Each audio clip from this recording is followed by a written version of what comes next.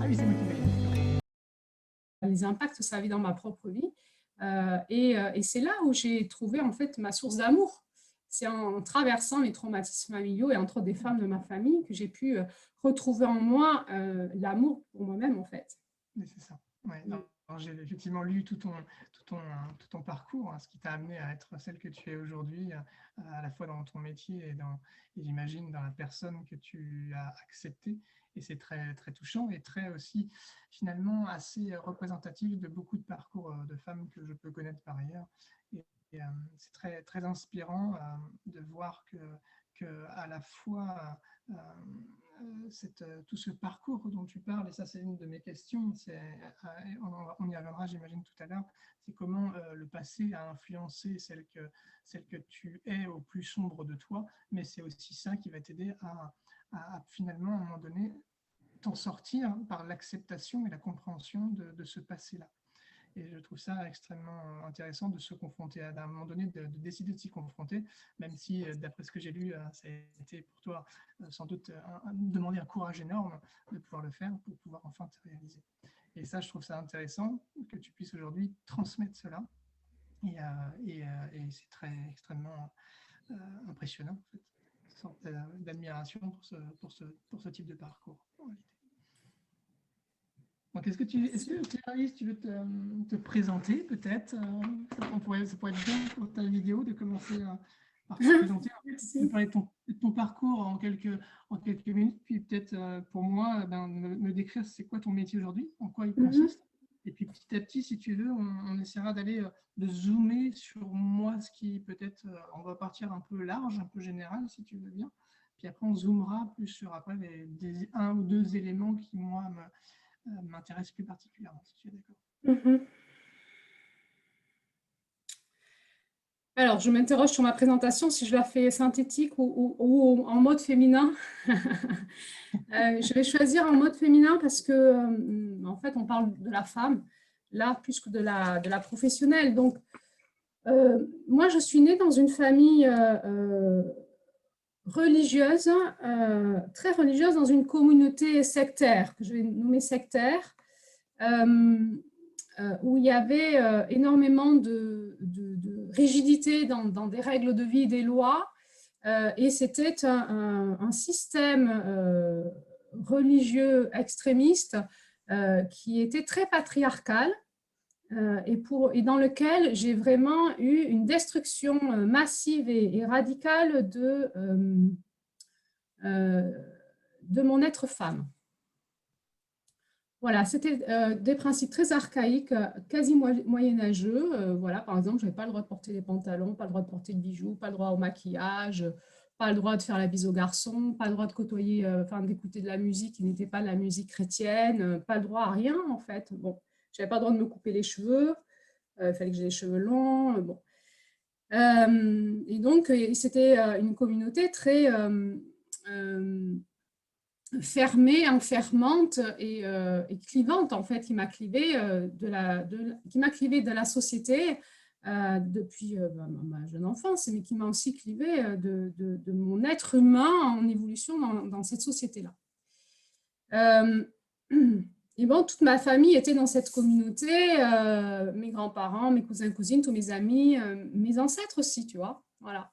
Donc, c'était quelque chose de très fort. Et ça a eu deux avantages. D'abord, j'ai beaucoup souffert. J'ai vraiment eu une enfance à la fois heureuse parce que je crois que j'avais des parents qui, et ils sont toujours vivants, qui étaient quand même dans une quête d'amour malgré tout ça. Mais du coup, c'était clivant parce que j'avais des parents pleins d'amour, mais en même temps qui tuaient le vivant en moi, en fait, hein, et qui m'interdisaient en fait tout ce qui pouvait faire mon épanouissement de femme ou de petite fille déjà. Donc, j'ai vécu ce paradoxe, en fait.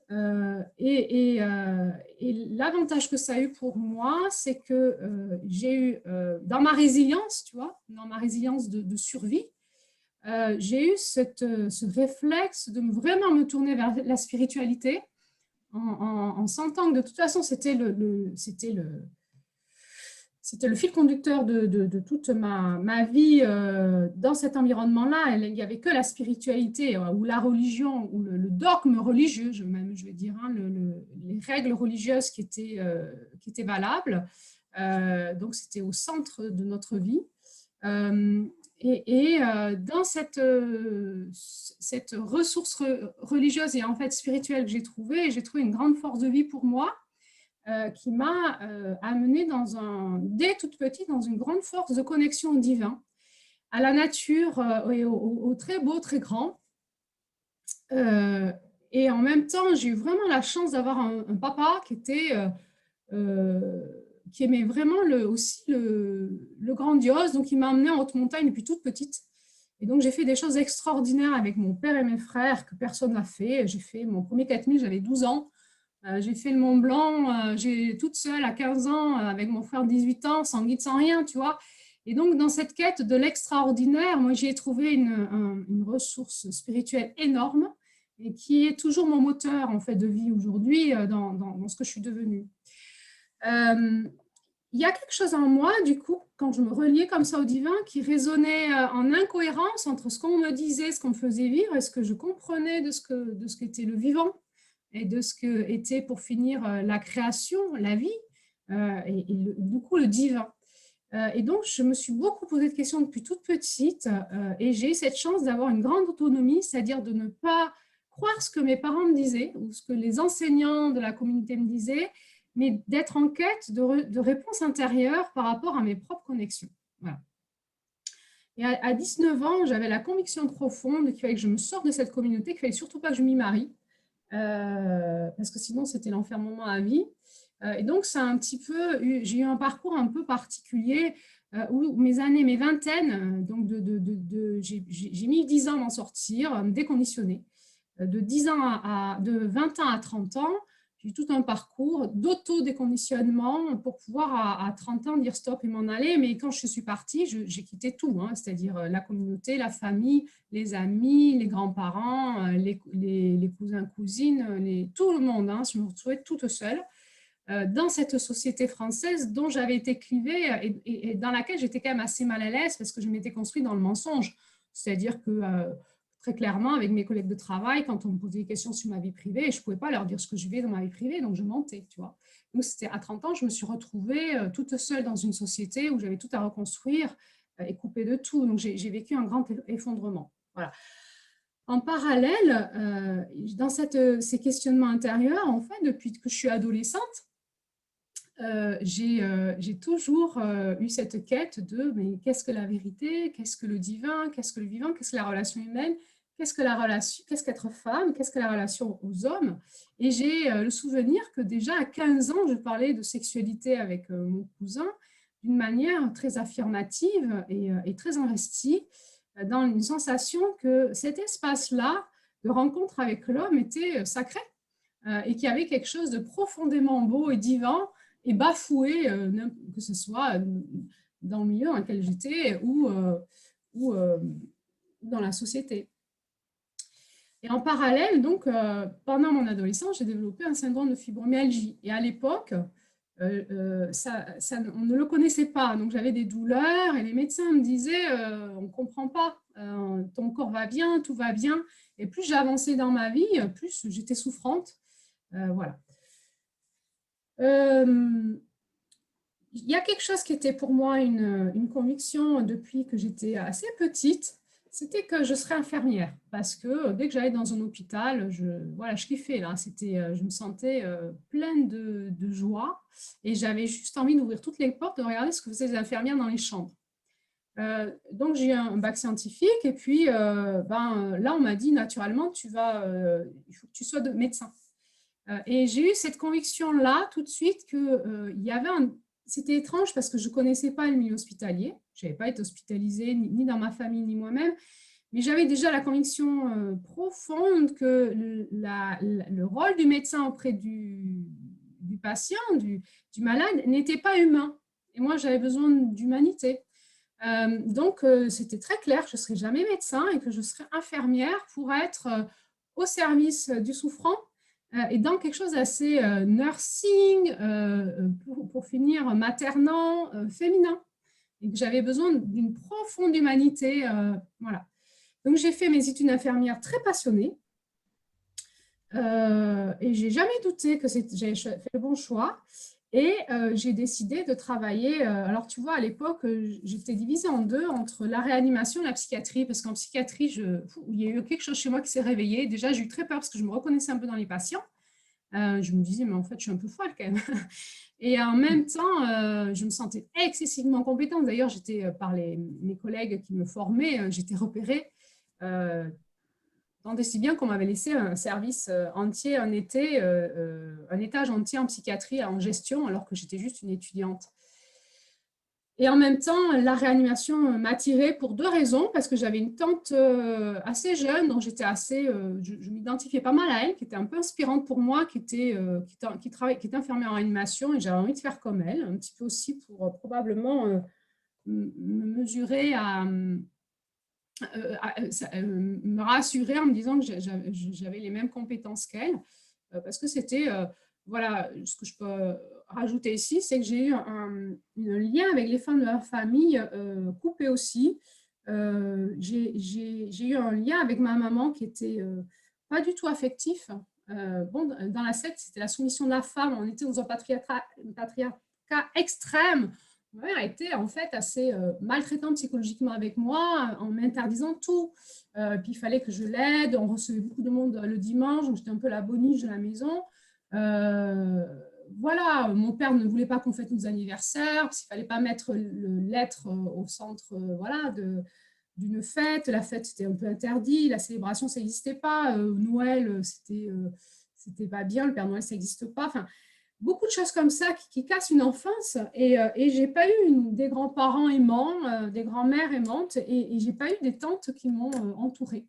Voire même, j'ai eu vraiment une tante qui m'a vraiment rejetée, qui a joué un peu de ça avec mes cousines. Donc, j'ai quand même une enfance avec les femmes pas facile.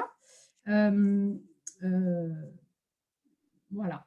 Et donc, au moment où j'ai été infirmière, il y avait quelque chose aussi en moi qui avait besoin de prouver aux autres que j'étais quelqu'un de bien aussi. Donc, je crois que j'ai choisi la réanimation pour deux choses, parce que j'avais une profonde quête de compréhension de la mort et de l'inconscience, plutôt, tu vois, quelque chose autour de l'âme, et que c'est vraiment l'espace en réanimation où tu traites ça, même si on ne te le dit pas en fait. Tu es constamment en lien avec des problématiques de corps et d'âme en fait, de mort et de vie.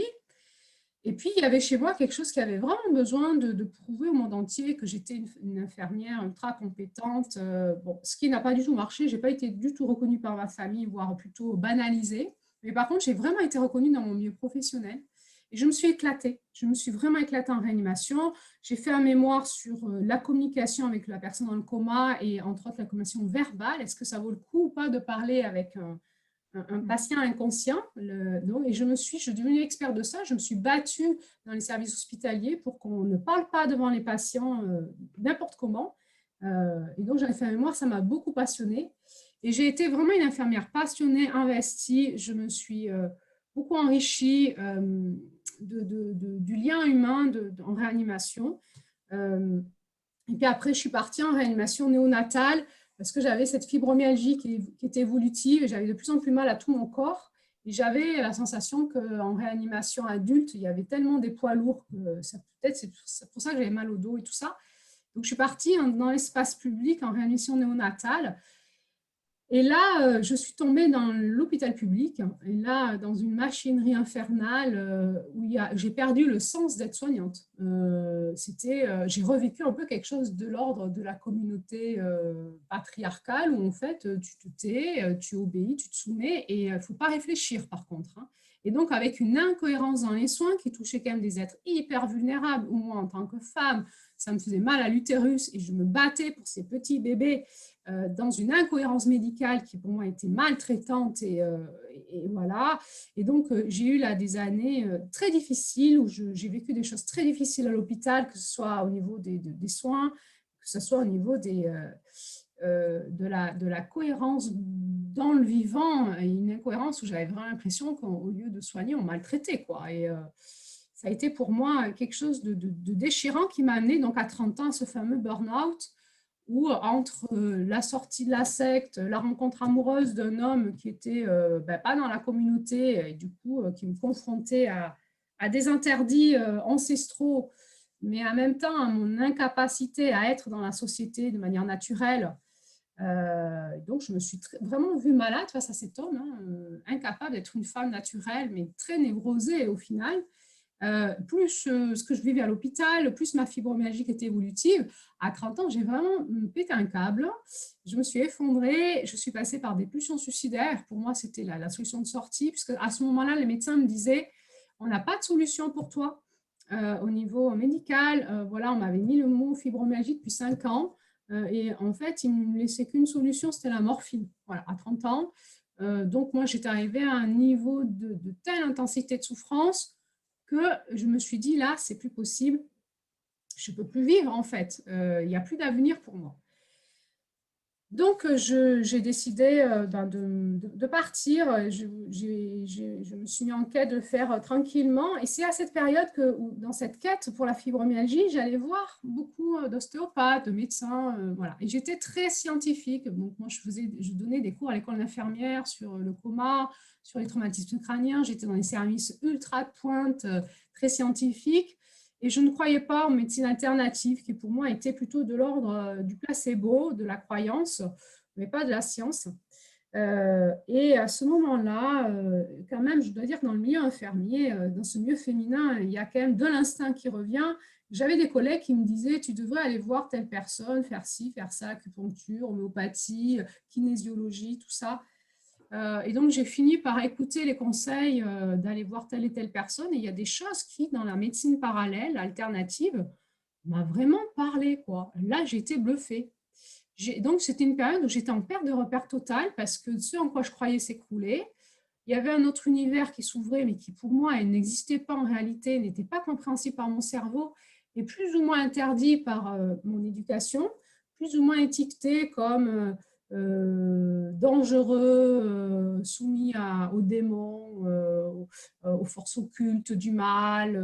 Voilà, donc c'est quand même très conflictuel au fond de soi de commencer à essayer de se mettre en quête dans ce milieu-là, alors qu'il y a des tels interdits intérieurs. Et ma ressource a été donc la première chose qui s'est passée pour moi à ce moment-là. Je me suis mis en quête aussi en psychologie et j'ai fini par, à force de chercher, comprendre qu'il y avait probablement une problématique en psychogénéalogie. Je ne comprenais pas tout, mais ça vibrait fort, puis ça me rendait dingue, en fait. Dès que j'entrais dans cette dimension, je sentais que je devenais complètement tarée. J'avais des angoisses énormes, donc ça me paraissait être une bonne piste. J'ai beaucoup tapé aux portes de la thérapie conventionnelle, style psychanalytique. En fait, tout le monde me disait qu'il ne pouvait rien pour moi, en fait. Et à 30 ans, je me suis retrouvée dans une montée d'angoisse comme ça, où je cherchais une solution à ma vie. Et en fait, j'ai trouvé une ostéopathe qui a mis les mains sur mon corps et a commencé à me faire parler. C'est un peu le métier que je fais aujourd'hui. Mais elle n'était pas thérapeute, donc elle m'a fait remonter mes mémoires cellulaires, donc l'émotion que j'avais dans mon corps. Mais comme elle n'était pas thérapeute, je l'ai gérée toute seule. Mon corps allait mieux. Et donc, j'ai vécu quelque chose d'extraordinaire, qui était à la fois que mon corps va mieux et que ma psychologie déraille totalement quand mon corps va mieux. En fait, quand je suis stable dans ma tête, mon corps va mal. Et quand je deviens très instable au niveau émotionnel et psychologique, mes douleurs s'arrêtent, sans morphine, sans rien. J'ai vu qu'il y avait un vase communicant entre les deux. Donc, je me suis mis en quête de ça. Et là, j'ai pété un câble parce que j'ai commencé à être harcelée par mes rêves de trucs horribles. J'ai tapé aux portes. Tout le monde me disait « Oh là là, non, ce n'est pas de notre ressort ». Et j'ai eu une sensation d'énorme solitude où, à ce moment-là, j'ai tout quitté. La communauté, la famille, les amis. Et j'ai eu vraiment des pulsions suicidaires. Il s'est passé à ce moment-là quelque chose de très déterminant dans ma vie.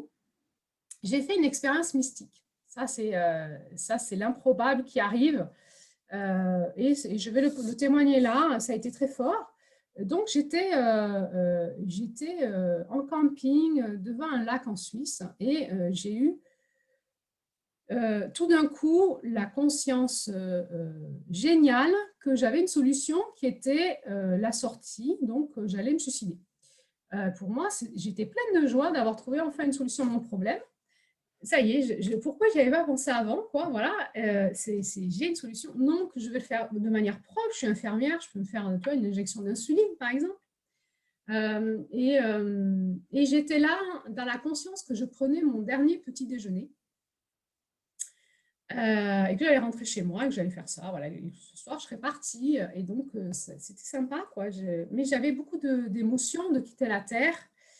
Et je contemplais ces beaux paysages, ces montagnes, ce lac, ces reflets du soleil sur l'eau, dans une paix profonde. Et il y a une femme qui est venue me voir et qui m'a dit, je sais ce que vous allez faire. Alors, tu vois, je n'étais pas en mode suicidaire extérieurement. Là, j'étais en train de contempler le lac, de prendre mon petit déjeuner, tu vois. Elle vient me voir, elle me dit, je sais ce que vous allez faire.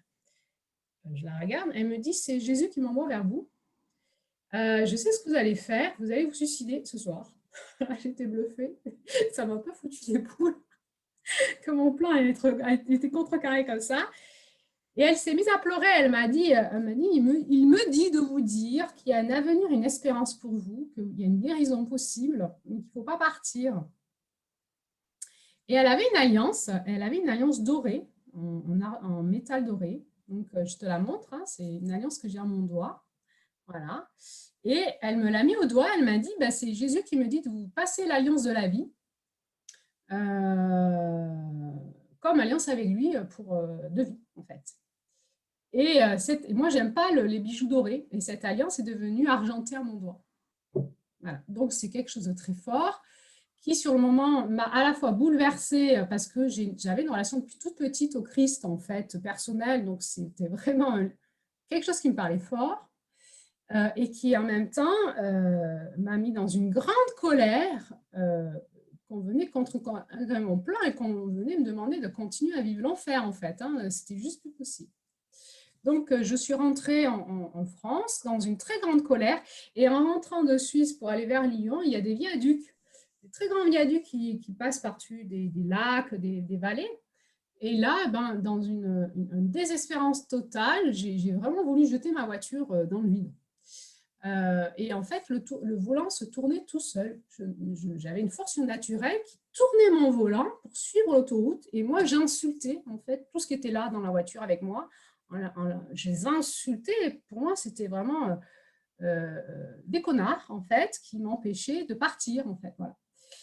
Donc, j'ai vécu là une rage, un combat de vie et de mort dans ma voiture et une rage entre la souffrance, mon libre arbitre, la vie et la mort, et en même temps quelque chose de très fort qui me montrait combien j'étais pas seule.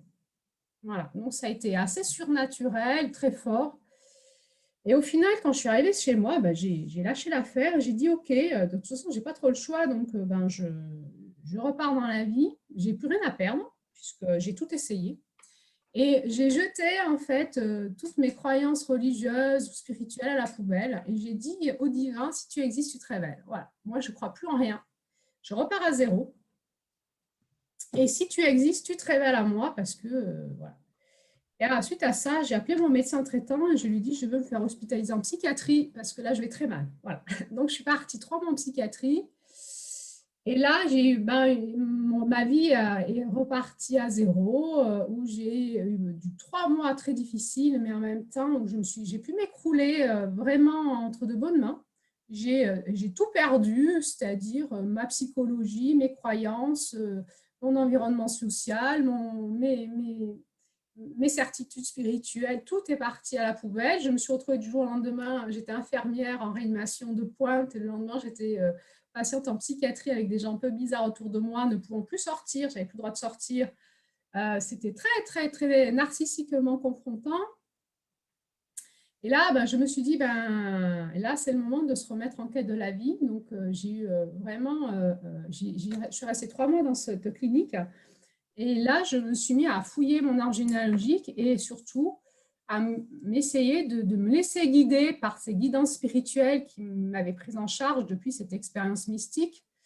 Et c'est à partir de là que tout a commencé dans ma vie, c'est-à-dire que j'ai eu vraiment un chemin initiatique puissant où, vraiment des étapes où j'étais guidée de fil en aiguille sur certaines choses, où j'ai eu comme ça des grandes étapes de guérison dans ma vie, où j'étais donc amenée vers certains courants thérapeutiques, ensuite dans le chamanisme. Alors pour moi, c'était très, très confrontant d'aller dans le chamanisme parce que c'était contre les croyances de mon enfance.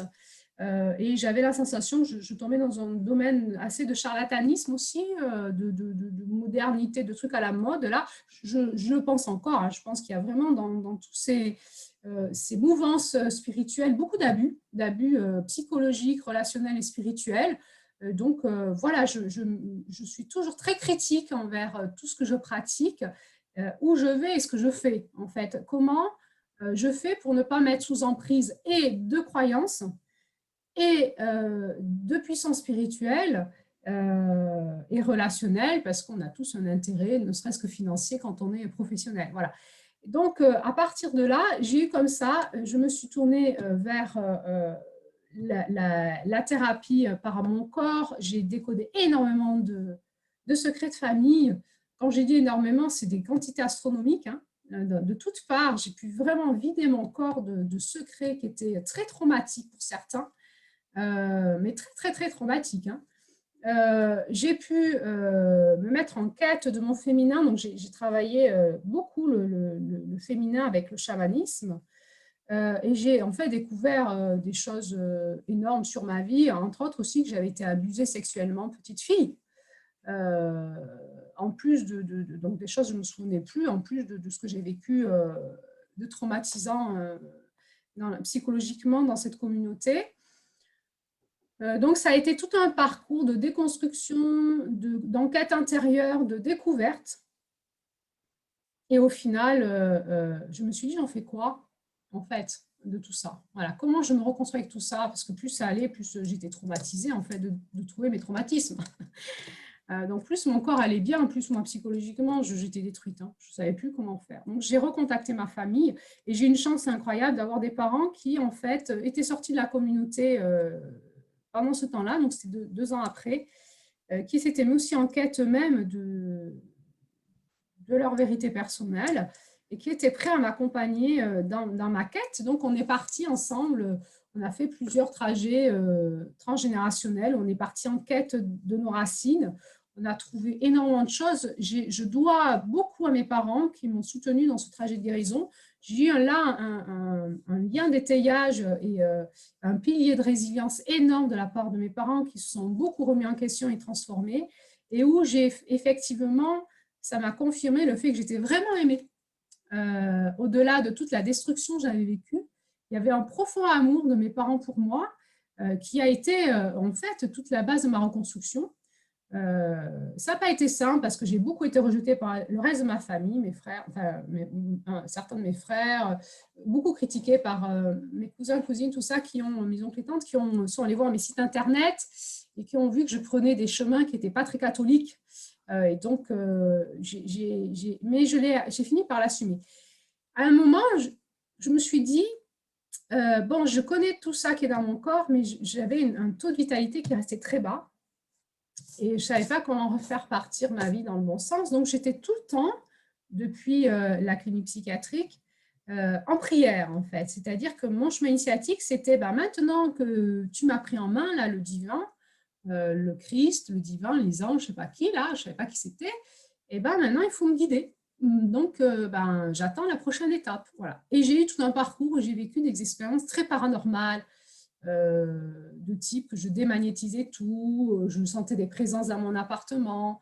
Et donc, j'ai eu mes premières expériences d'exorcisme où vraiment dans la prière et dans la désespérance et une très grande peur que j'avais de tout ce que je vivais de manière seule parce que je n'étais pas entourée, où en fait, j'ai pu, avec mes guidances intérieures, comprendre ce qui se passait et commencer à œuvrer pour nettoyer des espaces étranges qui sont dans l'intangible, qu'on ne voit pas, mais qui existent, en tout cas, qui, moi, me donnaient cette sensation d'être folle et qu'il fallait que je fasse quelque chose. Et je me suis mis en quête de comment me sortir de cette vitalité qui est encore vraiment très basse. Et j'ai compris, en tant que scientifique, j'étais chercheuse, j'ai beaucoup cherché, que le problème était dans la mémoire cellulaire. Donc, j'en ai parlé à mon médecin. Je lui ai dit, mais mes cellules, elles ont une mémoire. Et là, il m'a dit, on est sur la limite de la médecine conventionnelle. La médecine conventionnelle ne sait pas expliquer pourquoi une cellule souche se divise et il y a une différenciation cellulaire. Disons que la cellule reste, et le mystère de l'incarnation, comme un bébé arrive de deux gamètes, en fait, et devient un être humain. Le mystère de l'incarnation n'est pas révélé à la médecine conventionnelle et on ne comprend pas le fonctionnement de la cellule. Voilà. Donc, c'était bien qu'il me dise ça parce que je me suis dit, je vais arrêter de chercher avec la médecine conventionnelle. Et puis, c'est là où je me suis quand même ouvert à tout ce qui n'était pas conventionnel. Et donc, entre autres aussi, avec ces expériences magnétiques que j'avais, je commençais à me dire, il faut que je trouve quelque chose qui est en lien avec la cellule, le magnétisme, l'énergie. Donc, j'ai commencé à me tourner vers la technique énergétique avec très grande prudence et beaucoup de prières, parce que j'avais très, très peur d'arriver dans d'autres sectes, en fait, ou d'autres mouvances qui allaient me pomper mes sous, mais qui allaient être du charlatanisme. Et en fait, j'ai toujours été guidée vers des personnes de très grande intégrité, des vrais soignants qui m'ont vraiment fait passer des étapes de compréhension. J'ai vraiment, dans ce chemin, dans la recherche énergétique, été vraiment comme guidée dans un chemin très sécure, en fait. Aujourd'hui, je vois à tout le tour comment il y a énormément de charlatanisme, mais moi, j'ai eu cette chance, et parce que je pense que je priais beaucoup, de vraiment aller voir juste les bonnes personnes qui allaient bien. Voilà. Et comme ça, j'ai eu tout un parcours jalonné d'initiation très profonde et qui me rapprochait beaucoup du Christ, parce que je me disais, cet homme, c'était un guérisseur, et à mon avis, il maîtrisait pas mal toutes ces techniques. Et en fait, dans cette quête de guérison personnelle, il y avait aussi une quête de connaissance du Christ très profonde qui m'allait aussi dans mon chemin de vie. Jusqu'au jour où j'ai trouvé des techniques de soins quantiques qui s'appellent la biorésonance cellulaire, qui sont des techniques issues de la Russie et scientifiques. Et là, en fait, je me suis traitée avec ces machines-là et je suis vraiment sortie de mes problématiques cellulaires. Donc, j'ai eu des réponses très claires, scientifiques, sur comment la cellule fonctionne de manière vibratoire, la mémoire cellulaire vibratoire, et comment on peut désinformer, réinformer et renourrir les chocs cellulaires par de la naturopathie. Là, j'ai vraiment vécu des guérisons très, très, très corporelles, énergétiques. Et je me suis mis en quête plus loin de comment je pouvais guérir au final mon esprit et mon âme, c'est-à-dire le sens de la vie. Qu'est-ce que je foutais là? Donc, j'avais à peu près 34 ans. Ça faisait 4-5 ans que je faisais beaucoup de thérapie. Là, j'avais repris un cursus de formation professionnelle pour être thérapeute, parce que je ne me voyais plus faire autre chose.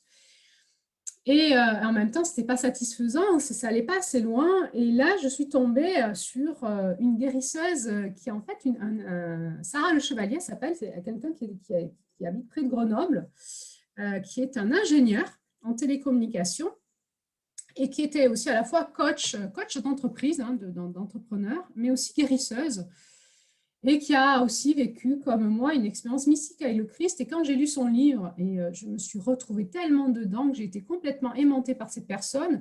Et en plus, c'est arrivé à une coïncidence qu'elle proposait des formations en soins vibratoires, qui était vraiment une coïncidence, une synchronicité chronologiquement exacte, parfaite par rapport à mes besoins. Donc, je suis allée me former avec elle et j'ai passé des années à me faire des autosoins avec ces outils qui sont à la fois chamaniques et christiques et aussi sur une base scientifique, sur une base de postulats quantiques. J'ai vécu des très, très grandes avancées et au final, j'ai monté mon cabinet de thérapie sur la terre de mes ancêtres, là où il y avait énormément de secrets de famille, à Nîmes. Et là, donc, je suis repartie dans une vie pour être thérapeute, mais très rapidement, je suis devenue guérisseuse avec des outils à la fois chamaniques, christiques, vibratoires. Et j'ai eu un an difficile à démarrer, mais après, j'ai été complètement soulevée par une vague de succès où j'étais complètement embarquée par beaucoup trop de travail, où j'ai failli de nouveau m'écrouler tellement je n'arrivais plus à tout gérer. Et j'en arrive aujourd'hui où je sens qu'il faut que je délègue, que je forme. Donc, je suis aujourd'hui formatrice des techniques vibratoires et je vais commencer à former autour de moi pour déléguer et aussi proposer ces outils qui donnent une grande autonomie de soins, de compréhension des mystères du monde, et qui rend l'humain beaucoup plus autonome et intelligent au final, et donc puissant.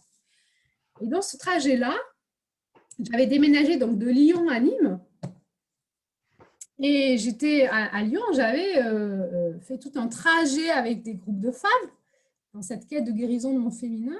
Et à Nîmes, j'ai recherché ça. Et j'ai commencé des groupes de femmes qui m'ont vraiment pas du tout convenu. J'ai trouvé très superficiel. Et voilà. Et donc, j'ai décidé moi-même, dans mon cabinet, de commencer à gérer des groupes de femmes pour moi, en fait. C'est-à-dire pour continuer à vivre cette sororité, ce lien entre femmes. Donc, je suis repartie sur la base que je connaissais un petit peu, qui était le chamanisme du féminin, qui est une base très structurée, qui est liée avec l'enseignement amérindien des femmes amérindiennes, un enseignement oral qu'elles se sont transmis depuis la nuit des temps, qui a été mis en livre sous forme de contes qui nous relie chaque mois à la lune, au cycle de la Terre, au féminin. Et dans ce livre-là, où j'ai trouvé énormément de repères sur tous les plans, à la fois physique, sociétal, relationnel, dans le couple, sexuel, mais aussi émotionnel, psychologique et aussi évidemment spirituel, voire cosmique. Je me suis tellement retrouvée que quand j'ai démarré ces groupes de femmes, il y a quelque chose qui s'est passé en moi qui m'a emportée. Je ne m'y attendais pas. C'est que quand je suis rentrée dans ces comptes, j'ai eu énormément d'informations et je suis devenue canal. C'est-à-dire pendant 2 ans, j'ai canalisé une méthode de transformation des femmes. J'ai accouché d'une méthode et ça fait maintenant bientôt 5 ans que j'anime ces groupes de femmes et cette méthode. Et je vis quelque chose dans ma vie d'extraordinaire qui est à la fois une grande guérison personnelle, parce que le fait d'animer, d'accoucher de cette méthode, de la tester et de la vivre toutes les années, ben c'est vraiment une espèce d'érodage intérieur sur mes névroses de femme pour aller de plus en plus dans ce féminin libre et naturel, une transformation énorme. Mais en plus de ça, je vis des choses avec des femmes qui se transforment, qui ont un tel courage de travail sur elles, de transformation, que ça me touche dans mes profondeurs. Et ça me met dans un grand amour pour les femmes et le féminin. Et ça me guérit profondément.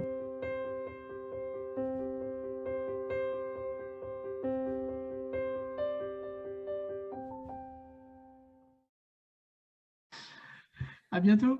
À bientôt. Merci Philippe. Au revoir. Je t'envoie le lien. Au revoir. Ouais, merci, Caroline. Au revoir. À bientôt.